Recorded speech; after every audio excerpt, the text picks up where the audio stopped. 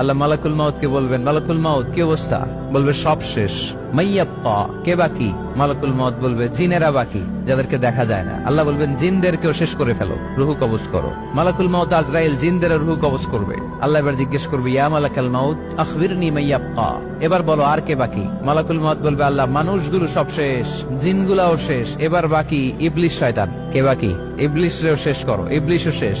আল্লাহ আবার জিজ্ঞেস করবেন, ইয়া মালাকাল মাউতি মাইয়াব্বা, আর কে বেঁচে আছে বলো? মালাকুল মাউত বলবে, আল্লাহ আপনার কথা অনুযায়ী পৃথিবীর সব মানুষের রুহু কবজ করলাম, সব জিনদের রুহু কবজ করলাম, ইবলিসের রুহু কবজ করলাম, এখন আছে শুধু ফেরেশতা। আছে কারা? যাও ফেরেশতাদের রুহু কবজ করো। ফেরেশতাদের রুহু কবজ হয়ে যাবে। এবার আল্লাহ জিজ্ঞেস করবেন, ইয়া মালাকাল মাউত আখবিরনি মাইয়াব্বা।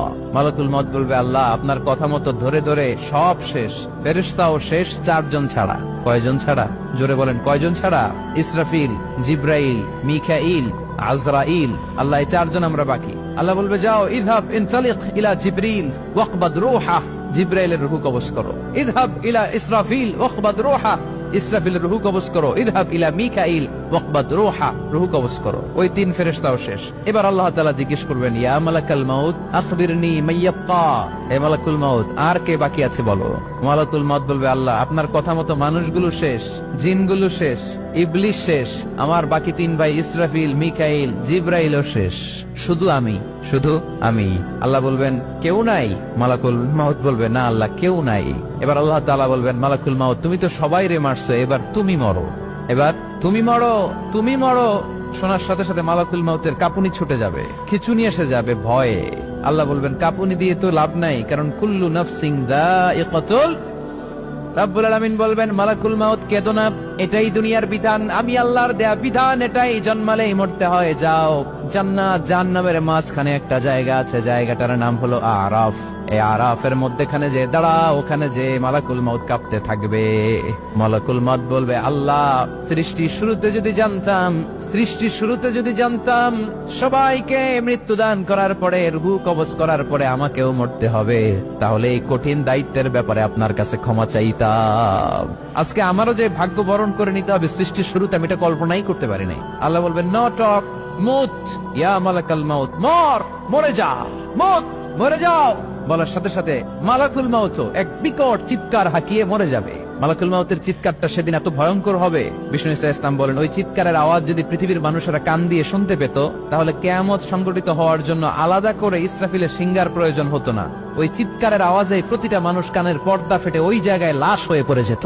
এবার ডানে বায়ে, সামনে পেছনে, উপরে নিচে কেউ নাই, একজন ছাড়া। জোরে বলতে হবে, তিনি কে? আল্লাহ তখন পৃথিবীকে একটা ডাক দিবেন, বলবেন, ইয়া দুনিয়া আইনা আনহারুকি, এই পৃথিবী তোর নদীগুলো কোথায়? ইয়া দুনিয়া আইনা আশজারুকি, এই পৃথিবী তোর গাছগুলো কোথায়? বটতলা। ইয়া দুনিয়া আইনাল জিবাল, তোর বড় বড় মাউন্ট এভারেস্ট পাহাড়, আলাস্কা পর্বতমালা, আলপস পর্বতমালা, এগুলো কোথায়? তুর পাহাড় আজকে কোথায়?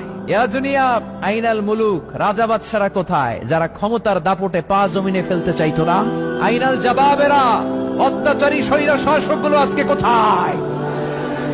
কোথায় আজকে? কোনো আওয়াজ নাই। আল্লাহ তখন হুঙ্কার দিয়ে বলবেন, লিমানিল মুলকুল ইয়াউম, who belongs the kingdom today. Allah চিৎকার দিয়ে বলবেন, আজকে ক্ষমতা কার? আওয়াজ করে বলেন, সেদিন ক্ষমতা কার? আল্লাহ সেদিন প্রশ্ন করে নিজেই নিজের প্রশ্নের উত্তর দিবেন, লিমানিল মুলকুল ইয়াউমা লিল্লাহিল ওয়াহিদিল কাহ্হার।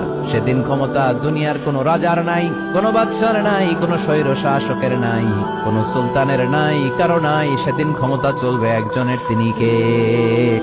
তার নাম হচ্ছে রহমান। তার নাম কি? আরো জোরে বলেন, কি নাম? এজন্য রহমান কারে বলে আজকে চিনতে পারছেন? তার দয়ার শেষ আছে? তার ক্ষমতার কোন কুল কিনারা আছে? তার ধন ভান্ডারে কোনো কমতি আছে? এজন্য লা বিশাইইন মিন নিআমিকা রাব্বানা নুকাযযিবু ফালাকাল হামদ, we don't deny any of your mercy and blessings, all praises to you। আল্লাহ তোমার কোন নিয়ামতকে আমরা অস্বীকার করি না। আল্লাহ প্রথমে ধমক দিয়ে বলছেন, এই মানব জাতি আর জিন জাতি, আমার কোন নিয়ামতকে অস্বীকার করবি? আমরা বলি, কোনটাই অস্বীকার করি না। সকল প্রশংসার মালিক একজন, তিনি কে? ইমাম বাইহাকি বলেন, আল্লাহর হাবিব সাল্লাল্লাহু আলাইহি ওয়াসাল্লাম ইরশাদ করেছেন, ইন্না লিকুল্লি শাইইন আরুস ওয়া আরুসুল কুরআনি সূরাতু আর-রাহমান।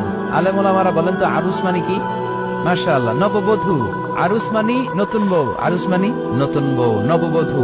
আল্লাহর হাবিব বললেন, লিকুল্লি শাইইন আরুস, সবার একটা করে নববধূ হয়। আর কোরআনের নববধূর নাম সূরা আর-রাহমান। ইন্না লিকুল্লি শাইইন আরুস ওয়া আরুসুল কুরআনি সূরাতু আর-রাহমান। দুনিয়ার প্রত্যেকের জন্য আল্লাহ একজন করে নববধূ দান করেছেন। আল্লাহর কোরআনেরও একটা নববধূ আছে, এই কোরআনের নববধূর নাম সূরা আর-রাহমান। কোরআনের নববধূ, কোরআনের নতুন বউ, কোরআনের নতুন বউ। কেন আল্লাহ এত সূরা থাকতে, 114টা সূরা থাকতে আর রহমানকে কোরআনের নববধূ বললেন? এর কারণ, নববধূ যেমনি বাসর রাতে হাতে পায়ে আলতা মেখে, বেনারসি শাড়ি পরে, জুয়েলারি অর্নামেন্টস পরে, পার্লারিং করে, মেকআপ করে হাজবেন্ডের জন্য নিজেকে উজাড় করে সাজায়, ঠিক তেমনি আল্লাহ তাআলা এই দুনিয়াতে আমাদেরকে কি নিয়ামত দিয়েছেন, আর